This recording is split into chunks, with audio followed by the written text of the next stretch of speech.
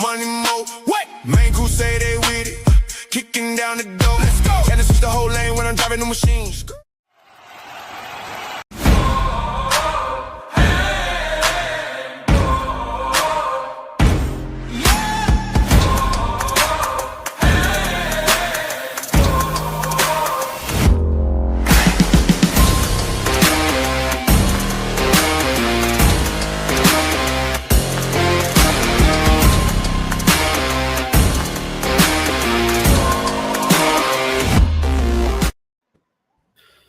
All right. Well, good Thursday evening, everyone. Right on schedule this week.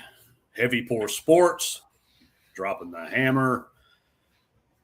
And we've got some college football to talk about this evening, along with the boys. I'm the Hammer, Drew.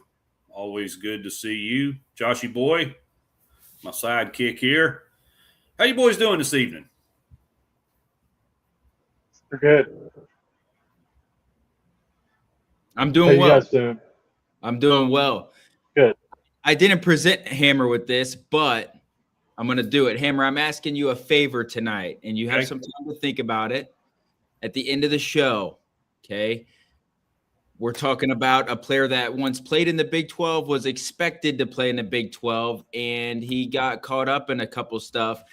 I need your Brendan Sorsby Big 12 bet of the year. So I need the Irish Hammer, Brendan Sorsby, Big 12 bet of the year. So I want your best bet that you have for the Big 12 presented tonight. Does that make sense? So let me ask you this. If I have that already included in my best bets, do you want me to leave it out? No, throw it in there. Just preface it by saying this is the Brendan Sorsby Big 12 bet of the year. Okay. In honor of I may throw in one too. One truly Brendan Sorsby. All right. So you want a hammer lock is what you're asking me for. Correct. All right. Correct. All right. You want one of those bets that'll get you divorced if it doesn't hit. Potentially. Yeah. Yeah. Or your college career getting taken away. Getting derailed. Yeah. Yeah. Getting blackballed by the NFL. So Yeah. that kind of bet. Yeah, there you go. Gotcha. We're getting into degenerate level bet Yeah. here. So that's where I thrive. All right. So, well, boys, we are going to dive into another 3 conferences, two junior leagues, and 1 Power 4. So we're going to look at the Mountain West, the Pac-12, and the Big 12. So 2 of these conferences look very different than they did last year because one of them really didn't exist, and the other one got plundered by the other. Yeah. Had to go out and get some more teams. So we're kind of, playing musical conferences with some of these, and that's okay. I mean, it is the age of, hey, how much TV money can we get if we go here? So at least the Pac-12, they're not quite to 12, but at least they're not 2. So good to see. Good to see the Pac-12 kind of exist, even though I think now it's group of 6 and Power 4, and that's how I will refer to it all season long. So don't at me when I say group of 6. It's a group of 5. There's only 5. No, there's not. Damn it, there's 6. All right. They're fun to watch. Sure. Let's start in the Mountain West, and kind of what we're going to do tonight, a little different than what we've done a couple of the other shows, is just in the interest of time, because I know for 2 reasons. One, it can kind of drag when we try to dig into 12 and 14 and 16 team conferences, and we all know the majority of the schools in those conferences don't have a snowball's chance in Arizona of doing anything of significance. So we're going to kind of bypass some of those. We will run down, we'll go through each team's win total projection, give our thoughts, and then if there's a team we really like or we've got like a best bet on, then we'll discuss it. But yeah, no need to deep dive into, Colorado State's 3rd string long snapper and the 8th grader that they've already offered. So we'll kind of skip some of that stuff tonight. So just real quick, the Mountain West, as I said, it's going to look a little different. Basically, it's a brand new conference, honestly. We got Boise State, Fresno State, San Diego State, Colorado State, Utah State. You starting to pick up a theme here? A lot of states. Yep. Yeah. All state completely missed an opportunity to sponsor this conference. It would have been the greatest marketing ploy and representation ever. For sure.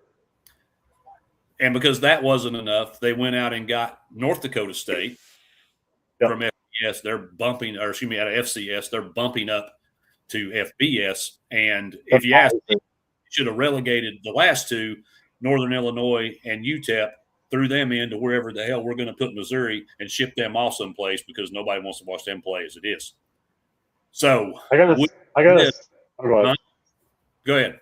Can we relegate Missouri for West Virginia in that 60? I would love that. Well, that would be a trade. That wouldn't be a relegation. So, but believe me, I've been trying for 2 years to trade them, and for sure, no takers. So it may be the point we just got to vote them off the island.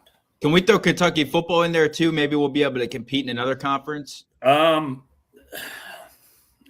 it wasn't for Rando said history didn't matter. So yeah, we can do that. I'll go to the group of six. The basketball folks may not agree with you, but no, just for send football. Kentucky to the mat. Yeah, we'll be that weird team that plays just football in another conference. But yeah, I mean we have schools that do that, right? So yeah. All right, so we'll start. Well, let's do it the other way. Bear with me.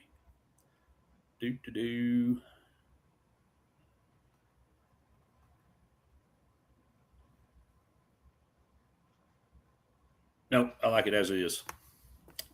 All right, so we will start with the running ribs of UNLV.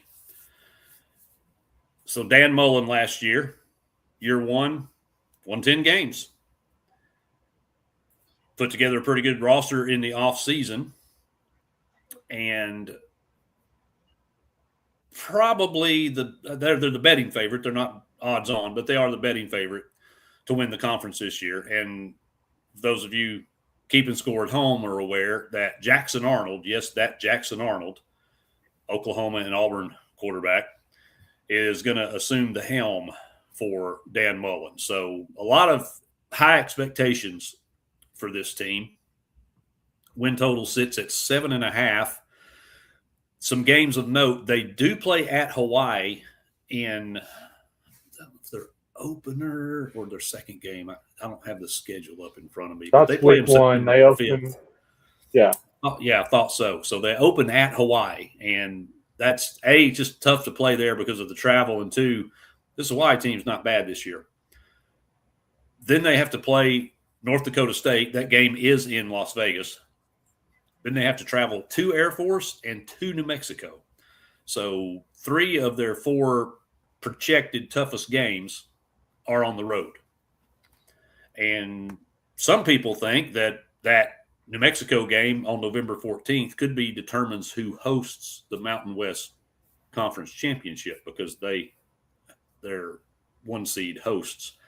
So, guys, what's Dan Mullen going to do coming off of 10 wins last year with 7.5 on the board? Who's first? I'll go first. You go. You mentioned it. I'll say this. I think when you're Dan Mullen, it was a great portal pickup by going to get Jackson Arnold.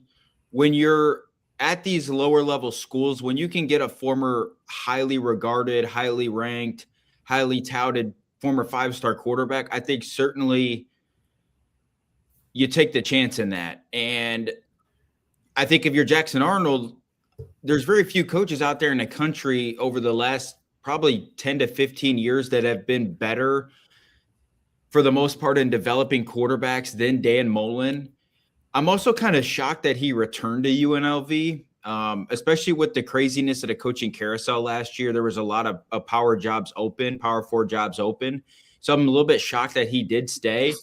But good on him because no Boise State in the league. You're in Las Vegas. It's the NIL world. He might be able to really build a program there at UNLV, and good for him because he's I know the Florida thing didn't work late, and he's kind of been out of the loop, but I still believe that Dan Mullen is a really good football coach, especially now because his downfall was he didn't like to recruit, and you don't have to recruit very much in this NIL world as far as like the old school recruiting ways. It's changed a little bit. It's fast, and it's the process of recruiting is not the same. So I think Jackson Arnold is one storyline. Can he break him out? Can he get Jackson Arnold to maybe not live up to the 5-star expectations, but can he be a really good group of 5 quarterback? We will see because he can run and he's shown flashes of being a good passer, but he has to improve in that area. So we'll see if Dan Mullen can do that. Another interesting player is Jaden Thomas, their running back returning this year. Yes. 1,000 yards, 12 touchdowns last year, averaged 7 yards per carry. So, man, that's a good quarterback, running back punch. I believe they have a very experienced offensive line as well, so that will help. But I think clearly they have the most talent going into the year. That doesn't necessarily mean they'll win, and we'll dive into that and some of the other teams in this league. But I think UNLV is certainly expected to win the league. I think they will, and I think and they made 3 conference championships in a row, similar to what I mentioned. Was it last week with Miami of Ohio? Obviously, different coaches. Barry Odom, now Purdue head coach, was the head coach at UNLV before. Dan Mullen takes over. They've made 3 straight conference championships, so it's certainly a program that's having a lot of success, even with coaching changes. And so I don't expect anything different from UNLV this season. Yeah, I agree. And I mean, let's face it, living and going to school in Vegas, to me, is not a hard sell. So no. All right. Josh, any thoughts on UNLV? Oh, I'm sorry. Over or under, Sure. Drew? 7.5. Let me see the schedule really fast. Give me 1 second. I'm guessing it'll be the over. But I always like to check the big non-con games if they have any. I mean, I guess toughest game would be Cal, which it looks like they play that at home. Yeah. So I think the Memphis Week 1 game will be interesting. I think we mentioned it how good Memphis Week in the American Conference. So 7.5. I'm definitely taking the over on that. Okay. All right. Josh, thoughts on UNLV? Yeah, like Drew was saying, mostly Dan Mullen, great coach. He has really good coaching history, coaching at Florida, Mississippi State, and I think getting Jackson Arnold in the transfer portal is a really good get for the running Rebs. And I'm interested to see how Dan Mullen can he turn Jackson Arnold into a pretty good quarterback, which we've seen before when he started out at the previous school before Auburn. He's been a decent quarterback when he has a pretty good offensive line. And like Drew was saying, they returned Thomas and Glover at the running back position. I'm interested to see how UNLV does this season. I think they're going to be at the top of the league.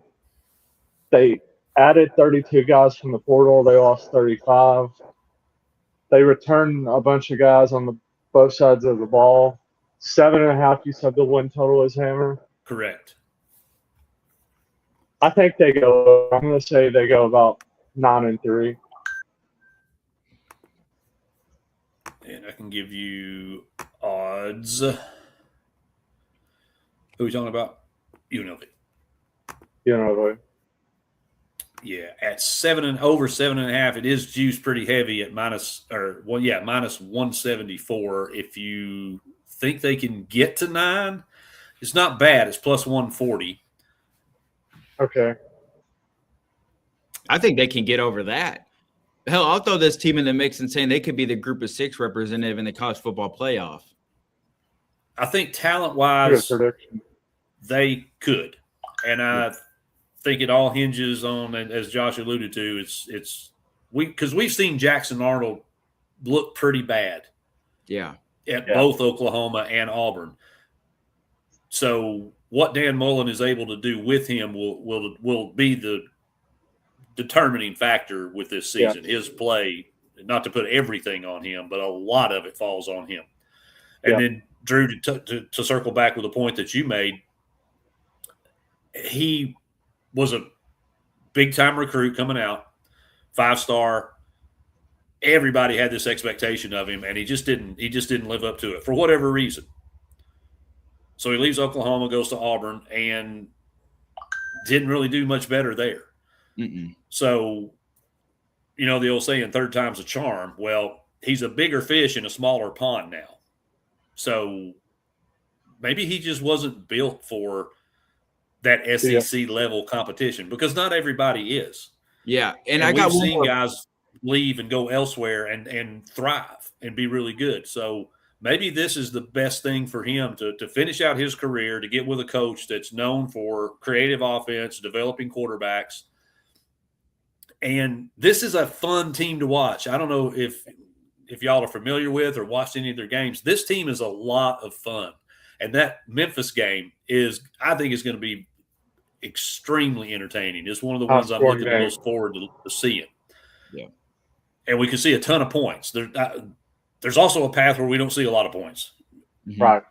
Because we got breaking in 2 new quarterbacks, and a new coach in Memphis.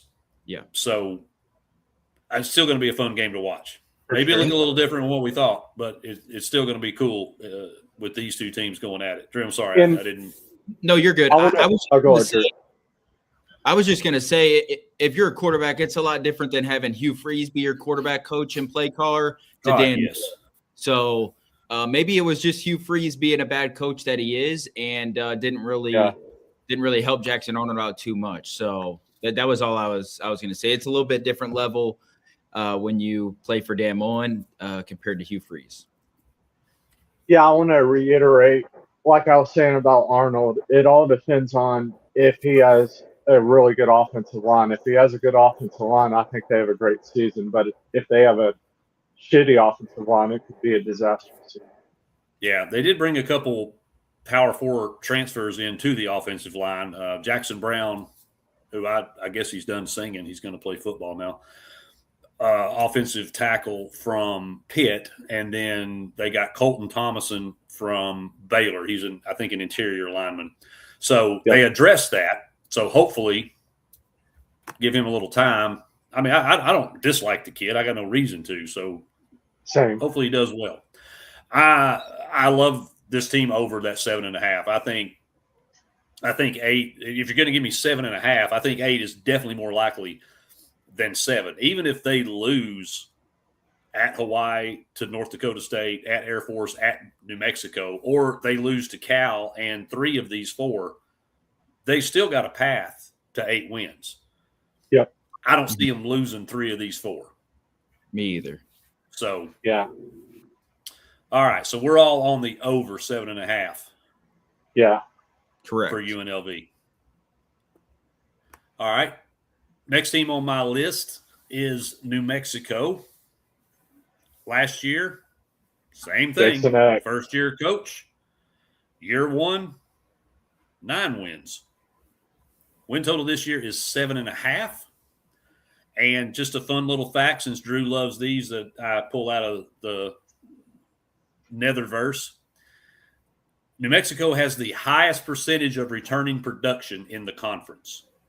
Over 60% of their rosters coming back, including their quarterback, although he is coming back from an injury towards the end of the season, Jack Lane. And they have a transfer from Oregon, Luke Moga, I think is how it's pronounced. Yep, Moga. So I haven't dug into the quarterback competition, but apparently there is one. So we'll see who comes out of that. But I think if Jack Lane's healthy and the elbow doesn't give him any issue, I don't see how he's not the starter. They got some pretty significant transfers as well. They actually stole a wide receiver from UNLV, so Troy O'Meara. And then they got a running back out of Memphis, Cameron Matthews. also stole another running back from North Texas in that mass exodus. So they've got a pretty tough schedule. They're at Oklahoma. They're at Hawaii. They host North Dakota State. They host UNLV. They host Air Force. So some of their toughest games are going to be at home. So 7.5. You guys have any thoughts on them or not? Just give me an over or under 7.5 wins. Yeah, I'm going over on New Mexico 7.5.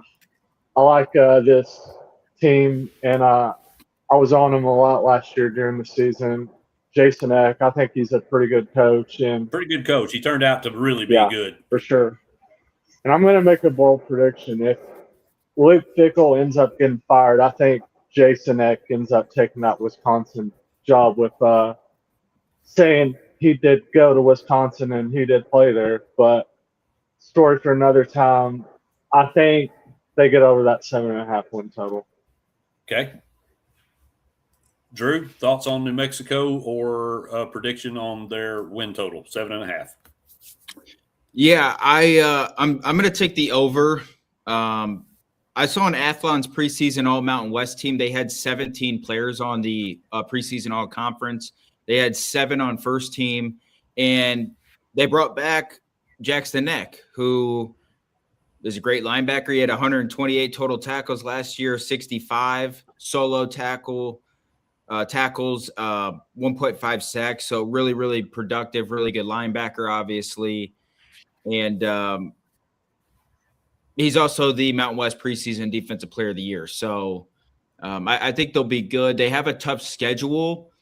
They have some games that I think are kind of you could pencil in that they're going to lose. But I think with some of the games, some of the lower level teams will play in the league. And then they also play a school by the name of Mercyhurst. What is that?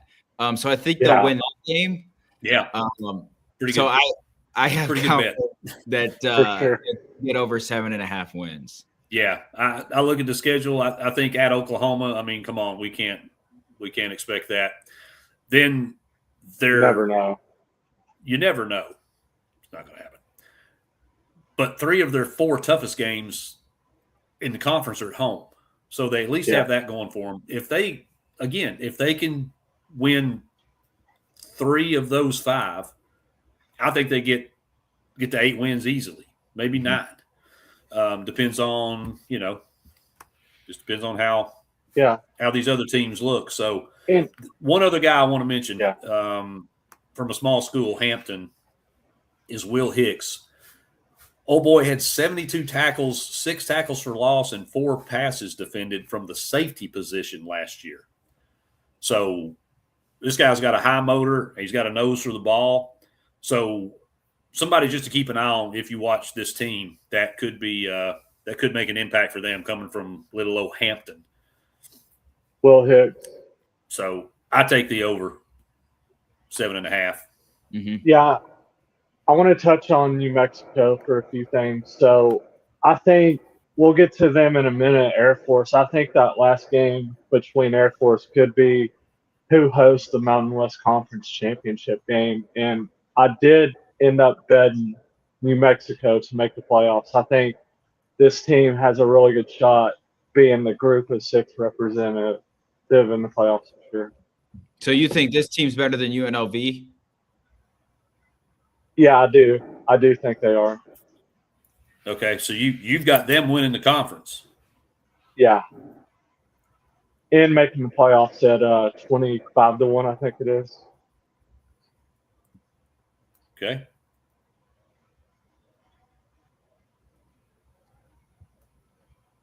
I like this New Mexico. I bit my tongue eating lunch today. Right. So, okay. So I got a little bit of that going on. So if I sound like I'm having a stroke or something, I could be. You're good. But probably not. Just check on me every now and again. Yeah. Make sure I'm responsive. All right. And so Josh is big on New Mexico. But so cause for concern. Yeah, cause for concern though. I saw on reports we don't know if Jackson Lane's going to start that first game against Central Michigan or not. Yeah, because he's still dealing with the recovery from that elbow. Yes. All right. Sorry. All right. Next up, and I threw them in here early because I do want to talk about them a little bit. That's North Dakota State. Now, they are an absolute powerhouse in FCS. We all know the Bison, the environment. Those fans are fantastic. The environment's great. Just a fun team. Kind of must-see TV when they're playing. Their win total is 9.5. It's a big number. Some books may have this at 8.5. I got it at 9.5. I bet the shit out of the under. Yeah. I do not see them coming in and going 10-2. I think they can go 8-4. Yeah. With a break, they might be able to pull off 9-3, but they're not winning 10 games. I'm about to tell you why. First of all, this is not quite the same roster we're used to seeing. Cole Payton, quarterback, Bryce Lane, wide receiver, bye. They got poached by Power 4. Then they lost pretty much everybody in the linebacker room. Their transfers were a Cornell linebacker. No offense to Mr. Keith Williams, but you played at Cornell last year. And they had a couple other corners that they brought in. Here's the real story for me with North Dakota State. They play at Air Force. They play at UNLV. They play at New Mexico. At Hawaii. And they play at Hawaii. Yep. Those are, minus North Dakota State, those are the 4 highest win totals in this conference. Yeah. I am absolute. I'm going to give you another one, Drew. It's free tonight. Hammerlock, North Dakota State under 9.5. Bet this a couple, 2 or 3 weeks ago. I just do not see a path to win to 10 wins for this team. Drew, what are your thoughts on the Bison? 9.5. I completely agree. Like I would not be picking them to win at least 10 games. That's a lot. And I know they've played some FBS schools in the past, and they have actually won a decent margin. But this is a little bit different when you got to do it on a week in, week out basis. Obviously, you said their quarterback left. Well, their starting quarterback or expected starting quarterback is going to be a senior, and he's barely played. Last year, he threw 44 attempts, completed 25 of them, 56.8 completion percentage, 381 yards, 4 touchdowns, 1 interception. And then their expected lead back, DJ Scott, who played at Kennesaw State for 2 years, didn't play much there, and then transferred last year. He had 95 carries, 502 yards, and 6 touchdowns. So I just don't see it. And then when you mention their schedule, it's just going to be really hard. I know. Yeah, I don't know who they pissed off in the league office to get this, but yeah, that's rough. I could see them losing all 4 of those games with a new quarterback. They went 12-0 last year. Certainly, not happening. Different ball game this year. In that Jacksonville State game, week 0, won't be no pushover. No, it won't. In fact, we already talked about Jacksonville State. Yes, we did. I've got them covering plus 5.5. I think they can win that game. Yeah. So, this is not going to be the dominant team that we are accustomed to seeing. They're in Missouri Valley, I think, in the conference they play in or played in. Yeah. Yeah, this ain't that. Yes. So, Josh, 9.5, you're under? Yeah, I really don't have no notes on them. I'm going to go under. I got them going 8-4, maybe 7-5. So under. I think 8-4 it could be expected. They may win one of these, but if Jacksonville State gets them, then it's absolutely an under. Then it's certainly under. Yeah, I do not see them surviving that schedule. All right, the aforementioned Hawaii Rainbow Warriors, they are sitting at 7.5. Josh, a play or a lean on this, or anything with Hawaii you want to point out? Let me look at the schedule.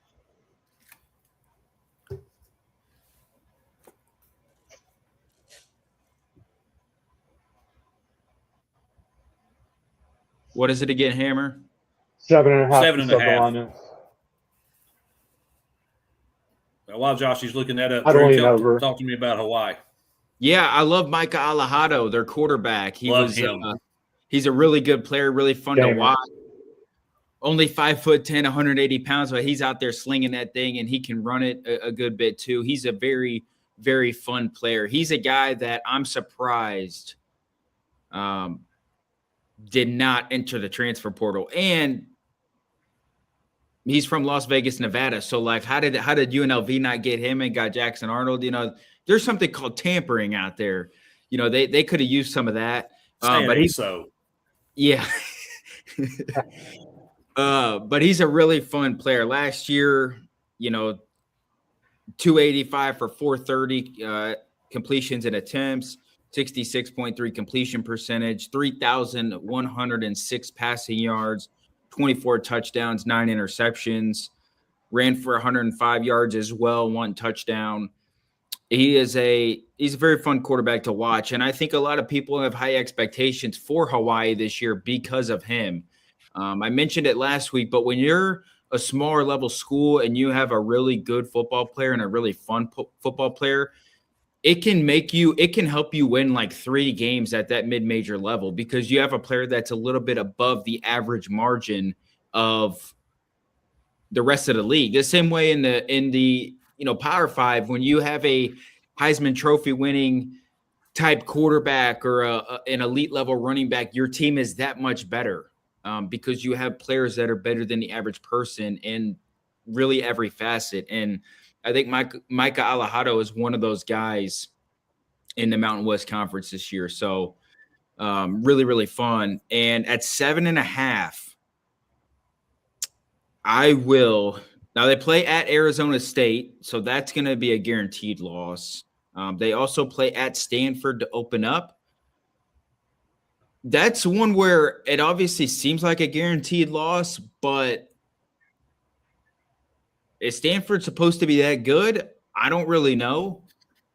Right? We talked about them last week. Like, there's not much juice there. Could Hawaii go in there week 1 and get a win? I'm not saying that, but we've seen crazier things. And if Alahado has a great game against Stanford's defense and Hawaii hangs around, you never know what can happen. So outside of that, they play UNLV at home, like you've mentioned.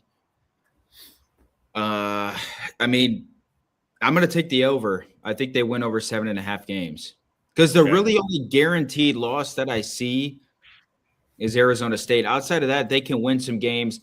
Their home field advantage is a little bit different than everybody else's home field advantage because of the travel. So I like them going over 7.5.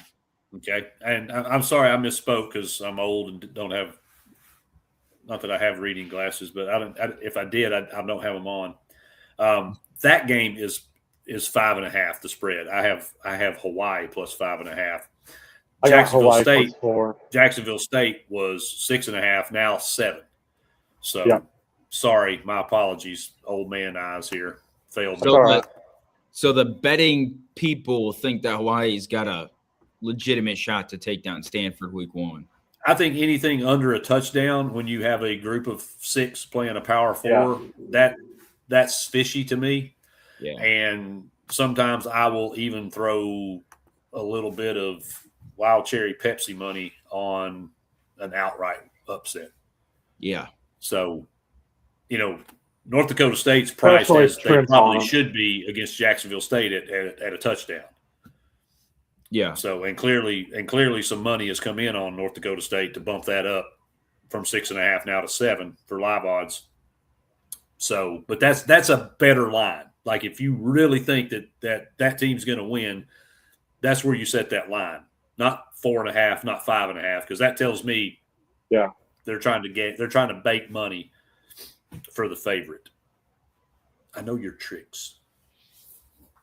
All right, Josh, Hawaii over under. Over 7.5. You're going over 7.5. Yeah. Okay. And I do want to mention that game that they played in that bowl game against Cal last year. That was electric on Christmas Eve. Just back-to-back duel between Michael Alejado and JKS. That was a hell of a game. Yep. Yeah. I was on the over in that game. And it's a shame that Alejado got hurt last year. Mid-season was out a few games because, man, he was so fun to watch. And, like, these games come on at, like, for East Coast, I think it's like midnight before these games even kick off. Yeah. But, man, I would stay up and watch. I would stay up and watch their games because they were so much fun. Me too. He was 8th last year. He was 8th. I said he was 8th nationally in passing yards per game last year. So yeah. Timmy Chang, man, he is not afraid to put the ball in the air. Definitely not. Yeah. They throw that joker all over the field. So even when they suck, they're still fun to watch. Yeah. So I as well over. I think it's dead on the number though. I think it's 8. So if anything happens to the quarterback this year, one of two things will happen. Either he'll get hurt and Hawaii will plummet, or he'll win Offensive Player of the Year in the Mountain West. That's how good this kid is. Yeah. I love his game. I'm big time on the over, but over at 8. They also travel to Northern Illinois and UTEP for what that's worth. Yeah. All right, next we're going to talk about Air Force. Their win total is 6.5. Air Force, boys. Guess I'll start. Yeah. So Air Force coming off a kind of disappointing season last year, going 4-8 after an expected pretty good season last year, because I know a lot of people projected them to have a pretty decent season last year. Troy Calhoun coming in his 20th year at Air Force. They returned most of everybody. They returned their quarterback, Liam Cesarca. And I think Air Force boys this year, this is going to be my dark horse to win the conference, who also have a future on to win the Mountain West. I just think with the schedule they have, they're at Northern Illinois. They get North Dakota State at home. They get UNLV at home. They get San Jose State at home. And the only tricky game they got in conference is at New Mexico, last game. And like I said, I think that game could be who hosts the Mountain West Conference Championship game. So I would lean over on Air Force on their win total. All right, Drew, what are your thoughts on the Falcons? What is it again? 6.5. Oof. I'm not going to go as far to say what Joshua Boy did as far as them being sleepers or playing for the conference championship, but I do think they slightly get over that 6.5 win total. They're just a tough team to play against. They're talented. They're veteran. Obviously, the unique style that they play with, running the football all the time and the triple option and like all the other academy schools. So I don't think their schedule is too difficult. I think some of these teams, though, they're just better than. And like Josh Boy said, they play a lot of home games, especially against like UNLV and, North Dakota State. Getting those teams that they play at home is huge. But I have them winning like 8 games at the most. I would lean towards probably about 7 wins. Okay. All right. So both you guys on the over. This is my second favorite bet for this conference. As Josh mentioned, Zarka is back, and he will be healthy. Mm-hmm. And this team was in miles better with him on the field. They got their best back. He's actually a fullback, but this triple option stuff they run, who knows? And they also have 3 starters back on the offensive line from last year. So, and that's important because the service academies can't go out and spend a bunch of money on transfers, right? So the more players they get back, the more continuity they have, the harder they're going to be to deal with. Can they lose players to the portal though? Army lost some, Navy lost some, and I'm sure I don't have a list of who left. Yeah. What's the ruling to get out of that? I don't know that. I think you're committed to have to go back and serve your time. Or? Yeah, you're committed to that service no matter what you do. So, but the schedule sets up pretty nice. All of their toughest games are at home, save the New Mexico game. They do play at Army. They host Navy. That always rotates. And those games are always coin flips. Mm-hmm. So I would say they split. I think Navy beats them. I think they win at Army.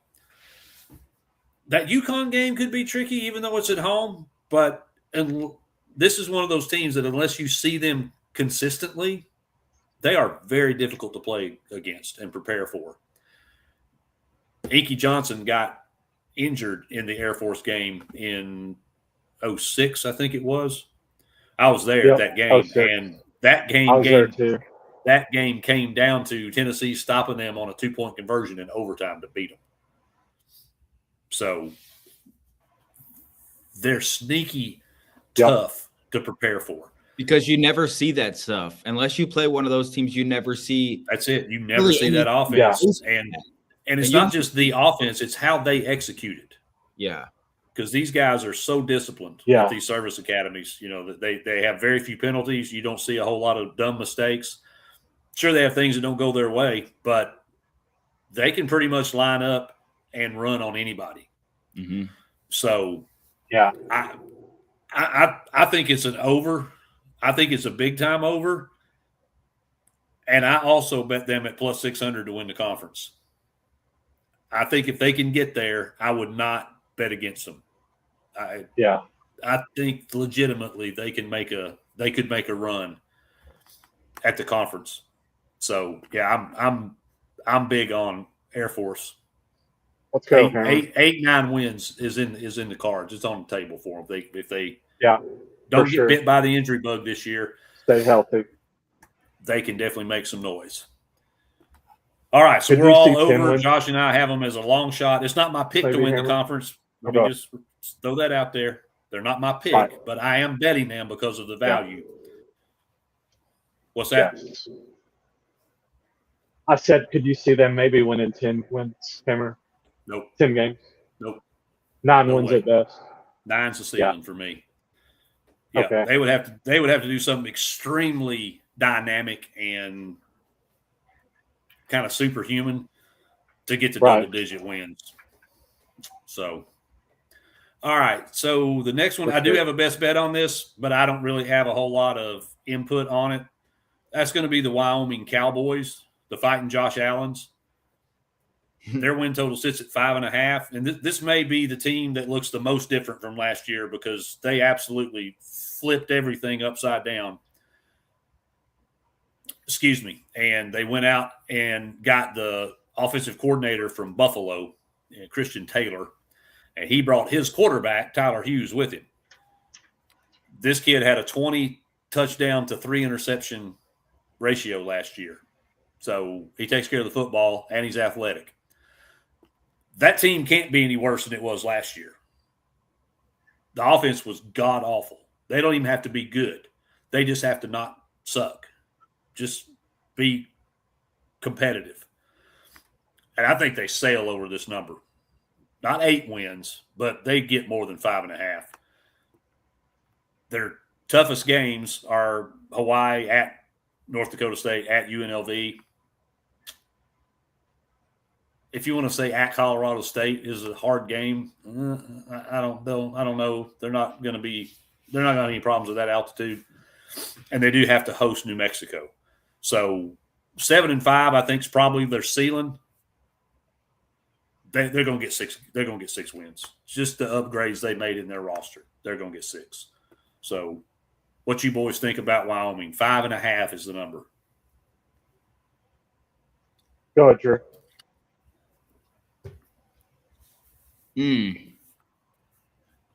I think they can go over. I think they can go over. Josh? I don't feel sorry, like Drew. No, I was just going to say I don't feel like deep diving into Wyoming, but I think they can go over. Yeah, because if you look at Northern Iowa, Central Michigan, Northern Illinois, Texas El Paso, those are wins. Mm-hmm. I think UConn's a coin flip game. I think at Colorado State could be a little sneaky, but I think they can get that one. So that's 1, 2, 3, 4, 5, 6. They just need one more win out of somebody in there. Yeah. So I definitely think 6 is doable. Yeah, and we know how these smaller leagues are. Like if you win games early and you gain confidence, your season's completely changed because at this level, for some of these teams, as we've mentioned, UNLV and I guess New Mexico, like there's not a huge talent advantage. And so like if Wyoming just starts the year good and they start maybe 3-0, and then they go at Central Michigan, and if they can win that game and they're 3-0 playing Hawaii and they could win that, their season's completely changed and they have confidence, their team's playing well. So the smaller league, it's really just who can play well, who can gain confidence, and then who can sustain that going throughout the schedule. So I don't see why Wyoming can't win, or go over their win total. Yeah, their defense was really good. They only allowed about 20 points a game last year, but the offense couldn't score 20 points a game. Yeah, it was terrible. Yeah. So I think it's automatic upgrade just by changing the coordinator, a quarterback that is been with him in his system, and that kind of continuity. I mean, it matters.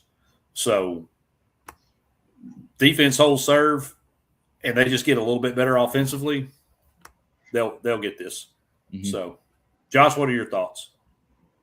Yeah, Hammer, I'm going to reiterate off what you said. Like, they bring in their quarterback and offensive coordinator from – where'd they come from? You tell me. Is it an Ivy League school? Buffalo, yeah. They brought in their quarterback OC from Buffalo. And they upgraded their left guard and their center from the transfer portal, so that's big. Looking at the schedule, I see right at 7 wins on the schedule, so I'll lean over. Yeah, I think 7 is doable with, if they start hot, like Drew said, build some confidence. Yeah. The defense can just be good like they were last year. Mm-hmm. This offense won't have to be world beaters. So definitely 6, possibly 7 if things go their way. Yeah. If they win those first 4 games, I definitely think they get that over. All right. Very good. Next one. They just got to get a 50-50 game, like you said, Hammer, like that Connecticut game or the New Mexico game at home. Yep. Get one of those coin flip games and I'm done rambling. Very good. All right. Next, we've got Nevada. Yes, I said Nevada. That's how it's pronounced, damn it. Their win total sits at 4.5. Josh, thoughts on Nevada? Over or under 4.5? Yeah, Nevada. Let's see. Let's get to them. Yeah, so they added 3 out of 15 guys in the transfer portal. They lost 21 guys in the transfer portal, Hammer. They bring back 3 from the offense side of the ball. They bring back 3 on the defense side of the ball. So if I had to make a lean, I'm looking at the schedule, I would lean under on Nevada. Nevada, they haven't done anything since the Colin Kaepernick days. That's what I think. All right, so you're under 4.5. Yep. 4.5. All right, Drew, any take or thought on Nevada and 4.5 wins? Yeah, I'm the same way. I will take the under on Nevada. Yep. I didn't bet it, so I'm not going to spend a lot of time on it. They've got a brutal schedule. Yeah. They go to North Dakota State. They go to UCLA. They have to play New Mexico and Hawaii, and they have to go to UNLV. And they play Montana State, and they play Montana State. Yeah, they're the new North Dakota State of the FC. They really are. That won't be no pushover. So I mean, if you think, hell, even the volleyball player is going to beat them. So there's 5 right there. There's my one. There's one of my for my UCLA and making the bowl game right there. Yeah, so Nico, I'm never going to leave you. There's 5. Montana State, I think, is 6. Air Force, pretty sure 7. Yeah, that means they got to either win over Western Kentucky, at MTSU, Middle Tennessee State, for those of you that aren't from Tennessee, and at Texas El Paso. Yep. I don't think they're going to win all 3 of those. So the math ain't mathing for me to get them to 5. It's an under. Their final 2 games are going to be tough too. Hawaii at home and at UNLV. So that's not going to be. That's not a fun way to close the season. No. Yeah. All right. So next, they still have a football team, San Jose State. Their win total, somewhat, depending on where you get it, is 4.5 to 5.5. Let's, for sake of argument, 5.5. Let me see what it is on DK, just real quick. Who are we looking at? Oh, yeah, San Jose State. San Jose. 4.5 is minus 130. Over 4.5 is minus 130. Over 5.5 is plus 150. So let's use 4.5 for our baseline here, because that's minus 130. Drew with San Jose State, 4.5 for this team. Would you go over or under? Keep in mind, they play 13 games. How's that work? They picked up an extra game. Okay. Wow. Well, they're going to be 0-1. That's for sure. Yeah. They start the year with on the road at USC.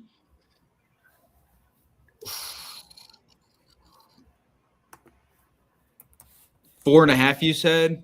Yeah, that's the 4.5 is minus 130. Okay, I'm going to take wish the. I got it at 5.5. Yeah, I'm going to take the over though, because I was when I was kind of doing my prep work, there was a lot of talk about their offense, and I didn't really deep dive into it that much, but it just popped in my head when I'm looking at their logo. Sold me on a really talented wide receiver room. They were 8th nationally in passing offense last year. So, and I guess there's a lot of conversation about their offense. I wish I would have deep dove into it more, but I thought for the sake of the show, I didn't know we'd be making it this far down in terms of breaking down teams the way we did in the top of the. We ain't necessarily breaking them down. I'm just asking if you got to play, if you're going to bet them or you got a strong take on it, we talk about it. If not, give me an over or under. Yeah, I'm going to take the over, and it's because of what I was reading about their offense. So I'm going to buy into the belief in the standpoint of what they were selling me on their offense and their wide receiver room, and I think they can get 4.5. Okay. All right. Yeah. I double checked because I wanted to say this, but I wasn't 100% sure because I know they play week 0, and yes, that is it. They added week 0 to their schedule after their schedule was already set. So that's why they have the extra game. It's a loss, but still. Yep. All right, Josh, 4.5, San Jose State. You got anything on them? Under. I think they just win 3 games. That's kind of where I'm with it, too. Cal Poly, UTEP, in Northern Illinois. Yeah. I don't know if USC covers against them because I think they're going to be up so much that they may – I mean, they may have the third string in there by the time this game gets into the third quarter. So I haven't made that official yet, those of you that will be listening to the betting show. But that's my lean. But they're going to get the hell beat out of them. Mm-hmm. At Hawaii, at Air Force, they play the other big boys in the conference. I don't see it. I'm not crazy about the 4.5. I love the 5.5. I wish I'd have got it. I just didn't. 3 or 4. I think this is not going to be a good team. Yeah. All right. Speaking of not good teams, they still playing football in Northern Illinois? I believe so. And now they're out. Yep. Yeah, their number is 3.5. Josh, where you at with Northern Illinois? I just don't think this is going to be a good team this year. I'd lean under. Don't see them win 4 games. Okay. 3.5 is pretty low, but Drew, what do you think, Northern Illinois? Yeah. Am I wrong? Didn't their head coach, what was it, Thomas Hammock, didn't he leave to take like a job with the Seahawks? Was that last year or this year? Yeah, he left. I can't remember when he left, but he left very late and put them in a tough spot coming out of that was this past offseason, right? I want to say because they left they left the MAC to come to the Mountain West when the spots opened up, and he threw the deuces and he's gone. So was it the same guy who beat Notre Dame a season ago? 2 seasons ago? Yes, it was. Thomas Hammock. Right? Thomas Hammock was their coach. Yeah. Gotcha. Yeah, I'm going to take the under, but I just I thought that was a little interesting. I'm going to take the under. Yeah. They only have 5 home games. I don't know if you guys have paid attention to their schedule. Oh, wow. Probably not because they suck. They only get 5 home games. And listen to who they have to play on the road. Iowa, Arizona, Air Force. Oh, no, Air Force is at home. Sorry. UNLV and North Dakota State. Yeah. Loss. Air Force in Hawaii at home. Doesn't matter. You can play it on the moon. Loss. They don't win more than 3 games. There ain't no way. This team is in complete disarray. I feel bad for these kids because they make that jump. And, oh, by the way, I'm leaving, boys. Good luck. The old Bruce Pearl method right there. For sure. Yeah. All right. Next up, Texas El Paso. Their win total sitting at 3.5 also.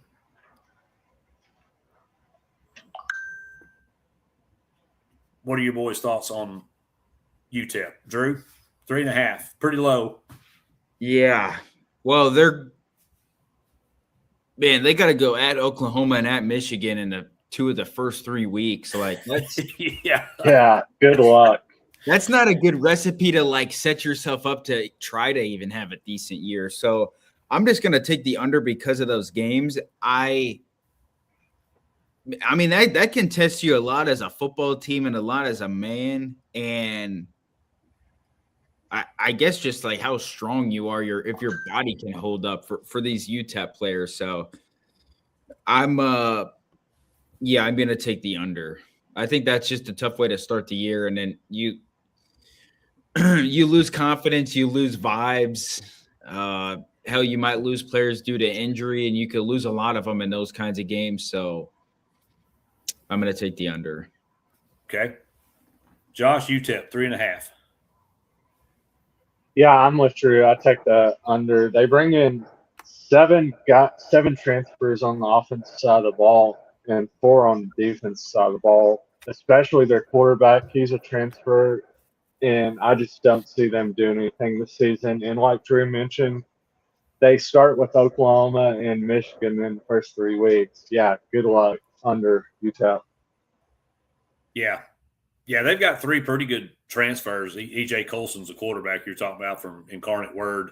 And they got Tavares Jones from Missouri at running back. But one thing I thought was interesting and almost kind of an omen or a foreshadowing is they got a wide receiver from Northern Colorado named Carver Cheeks, which is appropriate because that's what this team is.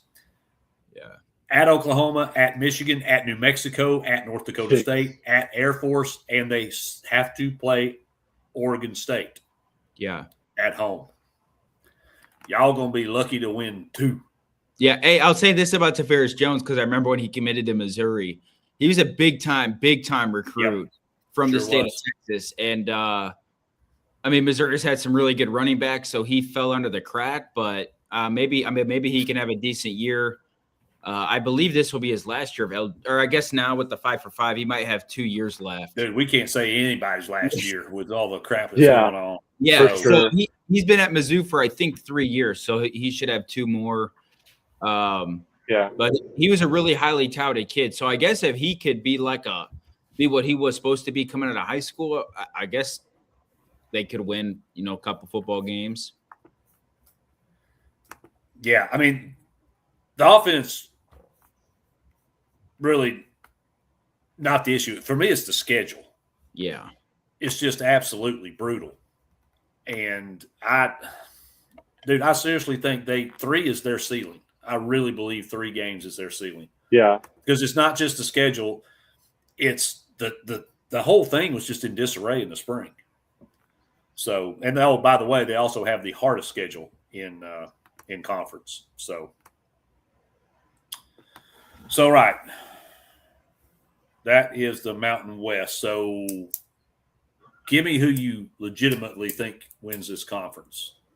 Conference championship game, conference winner, whatever, however you want to call it. Joshy Boy, we'll start with you. I got New Mexico over Air Force. Okay.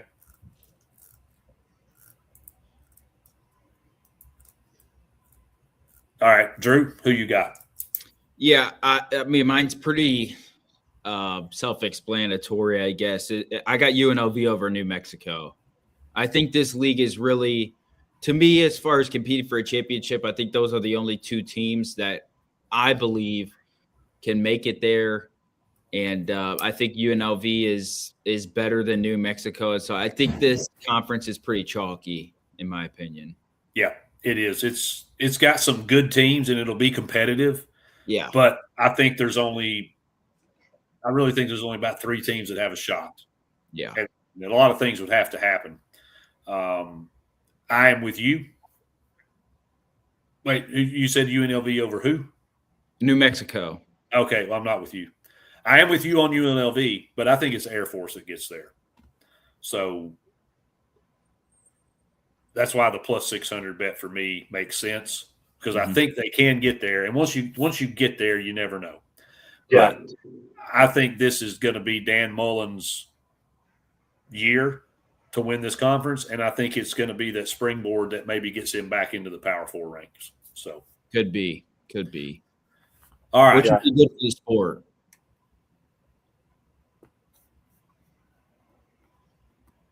All right, so let's bounce over to the Pac-12. Absolutely revamped Pac-12. The Pac-7 or Pac-8 now. Yeah. Well, the Big 10's got like 16 teams, so them fuckers can't count either. Yeah. I'm going to spoil this whole thing for everybody. There's only 2 teams that can win this conference. Correct. Okay. So if y'all don't mind, we're going to pass by Colorado State, Texas State, Utah State, Oregon State, Washington State, San Diego State. Yeah. Let's talk about Boise State. Fresno's one of your teams. Fresno State. Let's talk about these 2. Everybody else, who cares? Exactly. Yeah. Fuck them. Boise is still the team. They are still, in my mind, they are still the group of 5/6 team that you have to beat. They're the Ric Flair of the junior circuit. Yes. If you want to beat them, you got to beat them. And I think that's the same You got thing to beat here. the man. They won their 3rd straight Mountain West Conference last year. Mm-hmm. Yep. And they've got a pretty solid roster. Maddox Madsen's back at quarterback, and it's just loaded with returning talent. Yeah. And what little talent they did bring in the portal, they attacked places that they had areas to improve. They did bring a lot of kids in from small schools. The only impact player that they brought in was a linebacker out of Kansas. But all those dudes can step right in and play. Now, obviously, the game at Oregon, there's no way I'm going to sit here and tell you that they win that game. Oregon's Absolutely covered. no way. That's clearly going to be a loss for them. Hey, they almost did a couple years ago, though. That was crazy. That was the coming out of Ashton Jeanty. Yeah, it was. Yeah, that was a crazy game. They almost pulled it off. And I like Maddox Madsen. Yeah. But he ain't doing it at Oregon. No. That defense is too good. They got a really good running back. We'll get into him, but there's no Ashton Jeanty back there. That is correct. So, so that Lee, take that game out of the equation. We know that's a loss. So now all they got to do is go 9-2 against everybody else, right? Because 8.5 number, they only need to get to 9.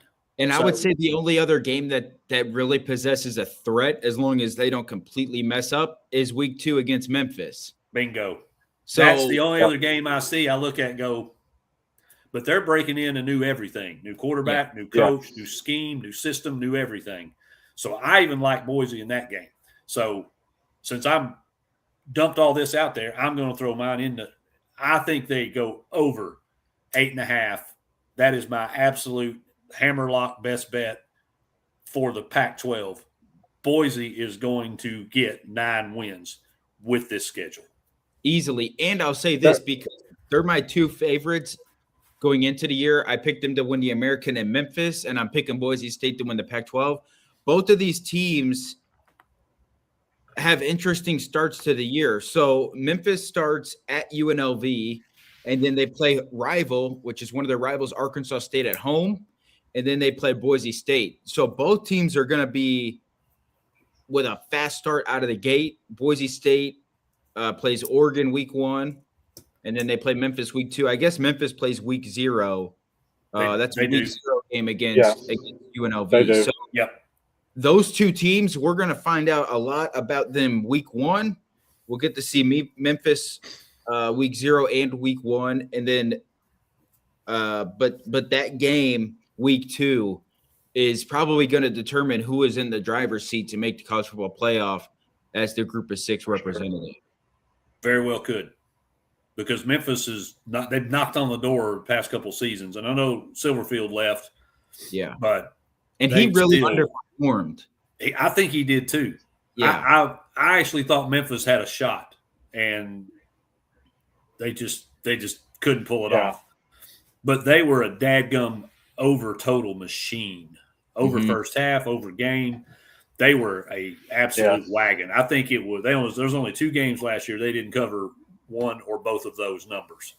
Yeah. So I hope this offense can cook that way this year. I think it may take a little time to get it going. With Memphis, you're saying? Talking about Memphis, yeah. So, I agree. A few games under their belt. Yeah. I think it'll get cranking, but yeah. All right, Josh, Boise State. Yeah, I really like this Boise State team this year. So they returned 7 on offense, all 7 starters. 7 on offense, 4 on defense. Maddox Madsen returns. Second year starting at Boise State. He threw for 2,000 yards last year, 58% completion rating, 18 touchdowns, 9 interceptions, 136 RTG.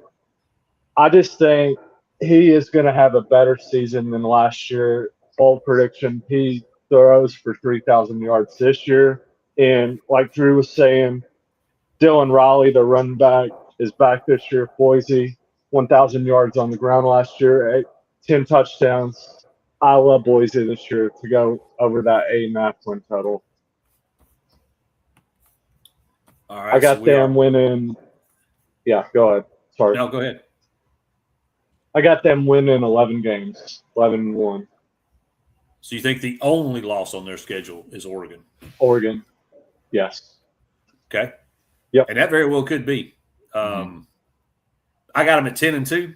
For sure. I think Fresno really is about the only one that can give them a problem unless they stub their toe for some reason against two of the legit Pac-12 teams in Washington State or Oregon State. But I really don't see it. I damn sure don't see 4 losses on that schedule. So Yeah. it is a hard over for me. 10, I think 10 is the floor for this team. Yeah. So leave me look. I want to see if we run that up on Boise. Oh, wow. It's plus 150. Wow. Duel. Over 8.5 plus 150. I would play them over 9.5. 9.5. I might sprinkle a little something on over 10.5. Wild. Like it.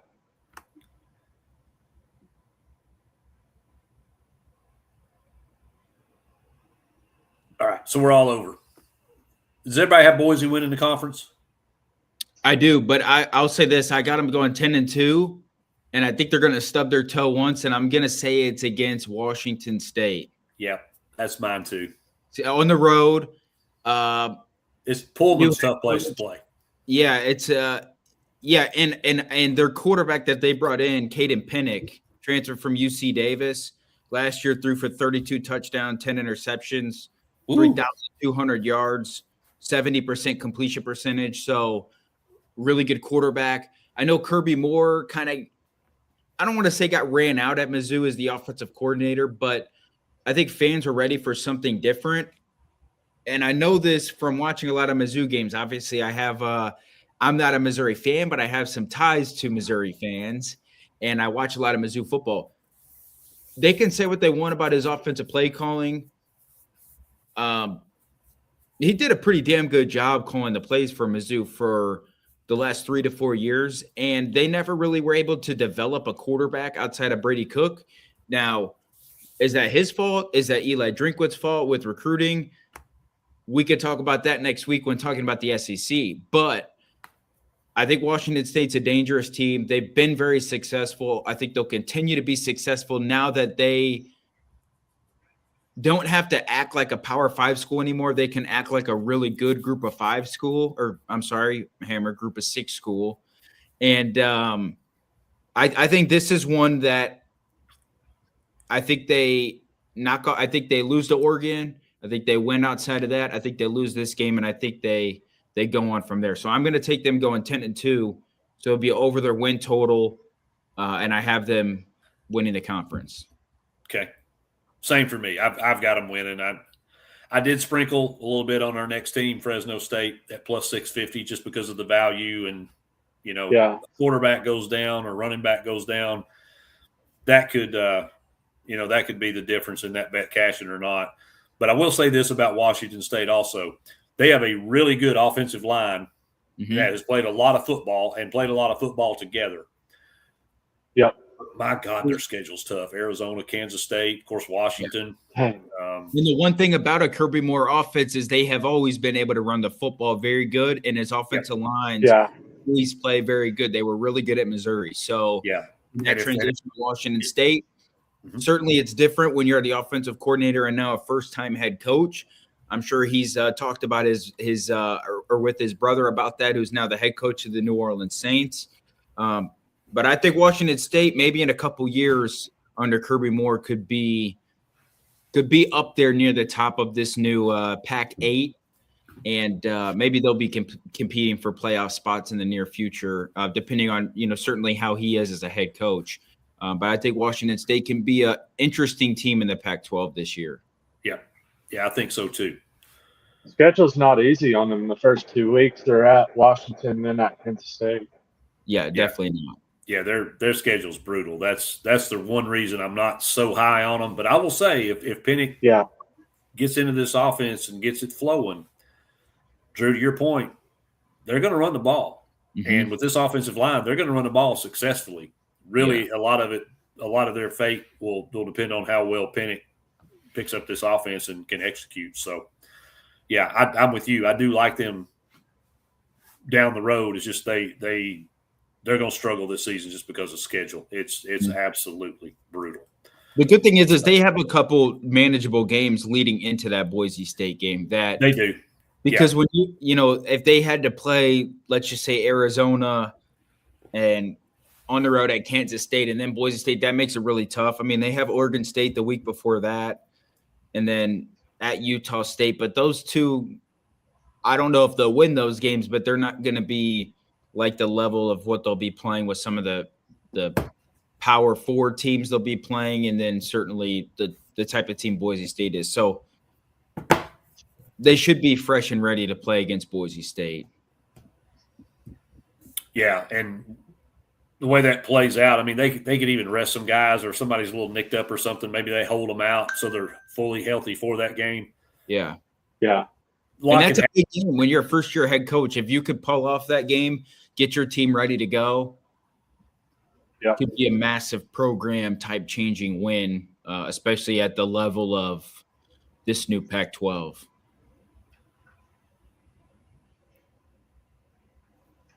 Agreed. All right. So the other team that I think bears mentioning is going to be Fresno State. Yeah. Boise over 8.5 is my stone cold hammerlock. But if Boise wasn't there, this would be.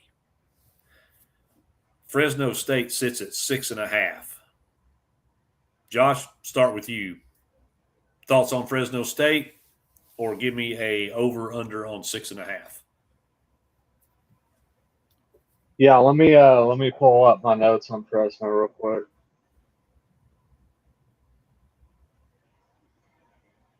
Yeah, so Fresno, they returned 7 starters on offense, 6 on defense. They added 21 guys in the transfer portal, and they're bringing in their quarterback from the transfer portal, Christian Martin.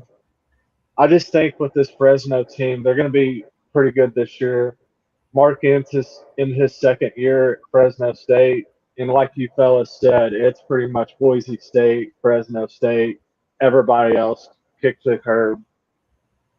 I just think Fresno, the only tough game on their schedule is at USC, and they get Boise at home, like you guys were saying, so that's a 50-50 game. I definitely have Fresno going over the 6.5 win total pass.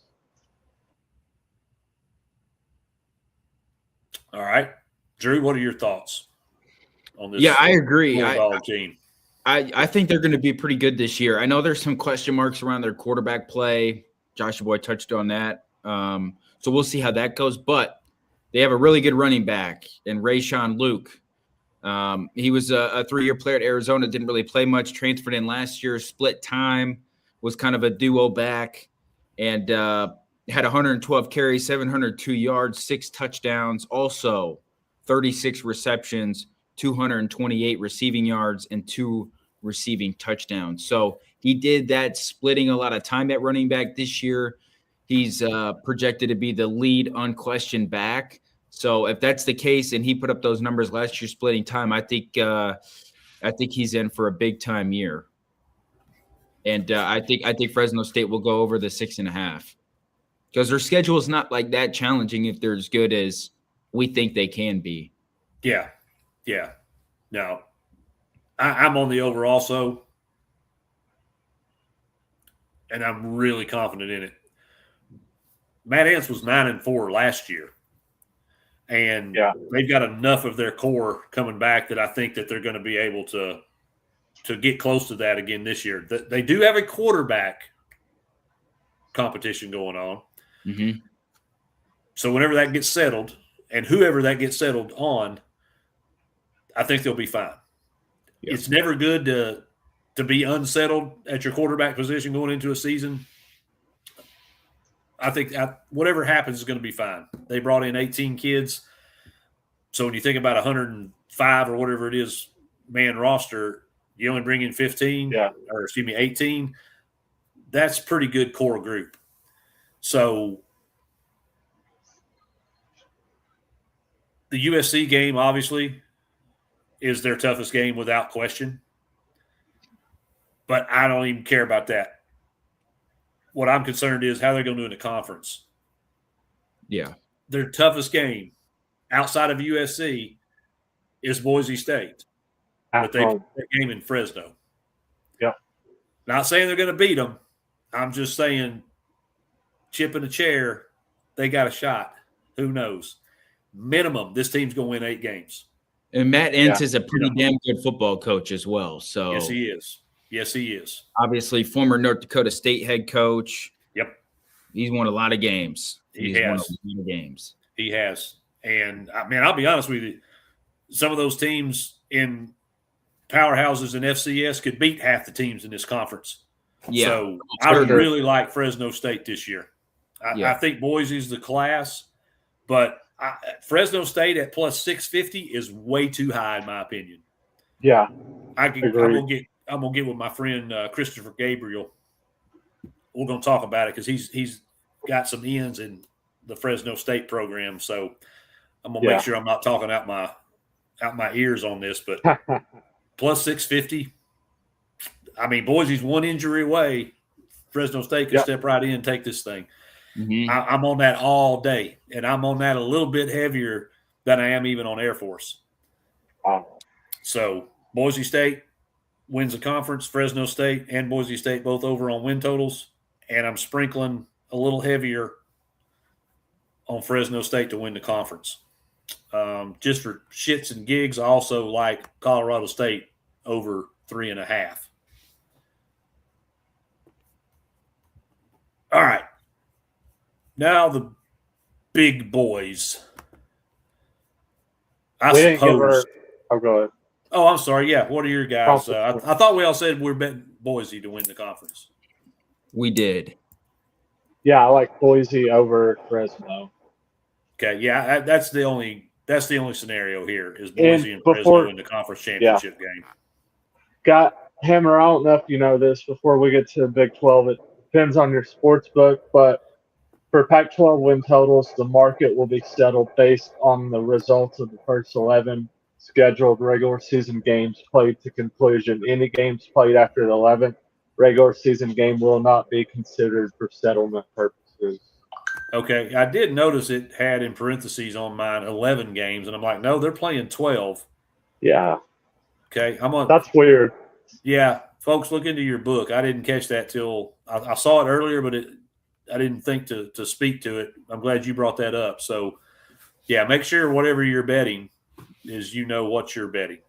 And the good folks at BetMGM, they do count the 12 games. Well, there you go. That by default, BetMGM wins the battle because they're going to give you a fair shot. Yep. So, good call out. All right, so Big 12.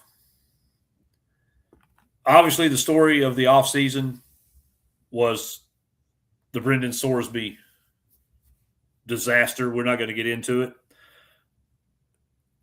The trash took itself out on this one. So, justice served. Yep. How many teams in this conference do you legit think have a shot to win this thing?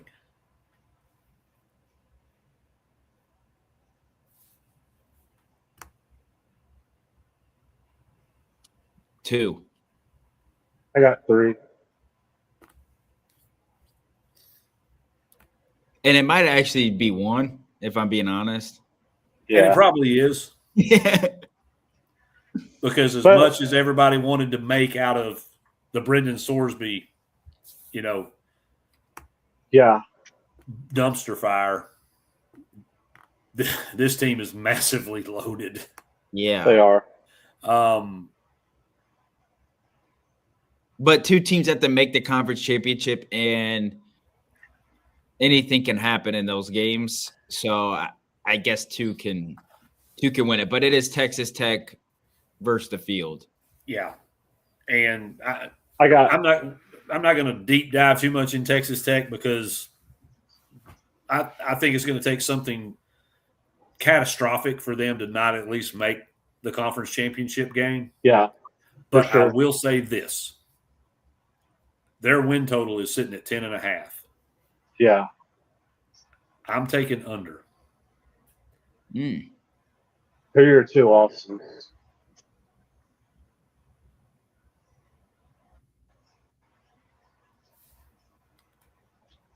Not supposed to ask me hard questions. I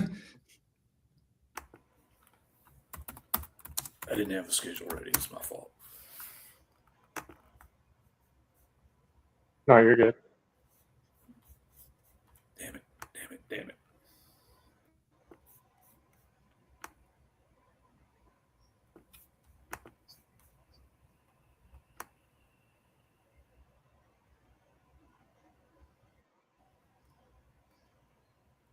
Good God. What have I got to do?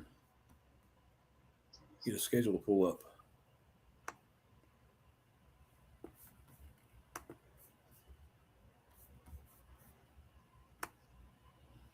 Well, because they open against that powerhouse Abilene Christian. Exactly. Yeah. I think they're going to have a little bit of trouble with Houston. Same. Willie Fritz. Yep. Even though that game is at Texas Tech in Lubbock. Yep. And I think that Oklahoma State game could be sneaky. Oklahoma State is definitely going to be better. Yeah. I don't know. I think they're just a really good quarterback and a really good running back. Yeah. I said better. They went 1-11 last year. They got to be better. Surely it all better. It all TCU's depends the other on game that I kind of. Yeah. That's the other game I kind of got circled because it's the last game of the season. Yes, I know. Again, it's at home, but there's a lot about this the TCU team I like. Plus, that's a rivalry. So I think everything kind of goes out the window. Now they could easily run the table, go 12-0. I mean, let's be honest. Yeah. I just think there's too much swirl. And I don't know how this played out either, but they avoid BYU. They don't play Utah, and they don't play another team I'm pretty high on in Kansas State. And then Houston, Arizona State, Arizona, and TCU are all in Lubbock.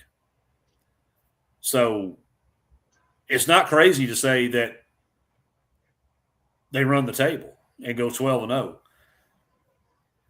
But they lost a ton of talent to the NFL. Yes, I know they got more money than some countries.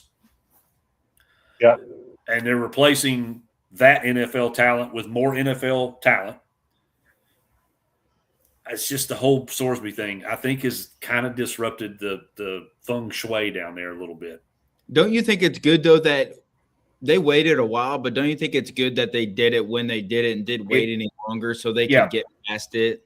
Yeah, and when it looked like everything was going to just get smoothed over because they played a pretty strong hand in how they handled that, even though I was blasting them every second of the day for their benefit inside. They really presented their argument well.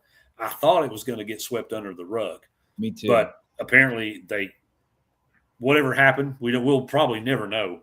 But you have to kind of speculate that the administration, being they, started feeling some heat, feeling some pressure.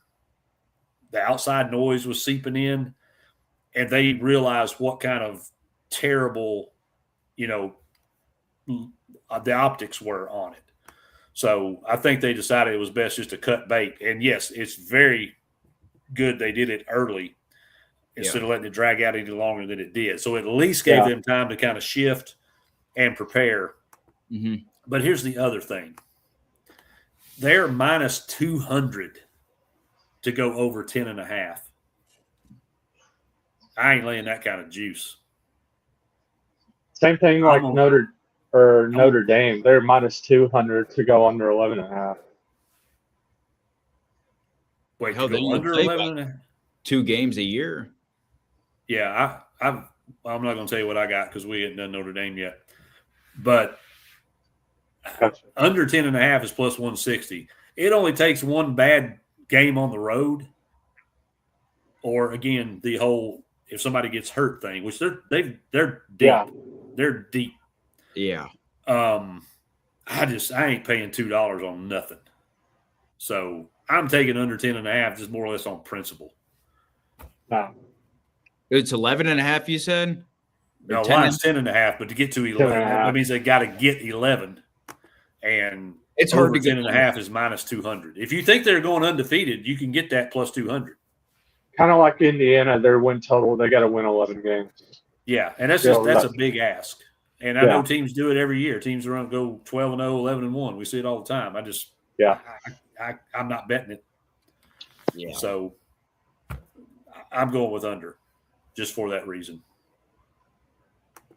Yeah, me too. I think – I mean, look, we'll get into it. The Big 12 is not the most impressive league by any means, but I mean, there's still some good football teams. There's still some good football coaches in this league.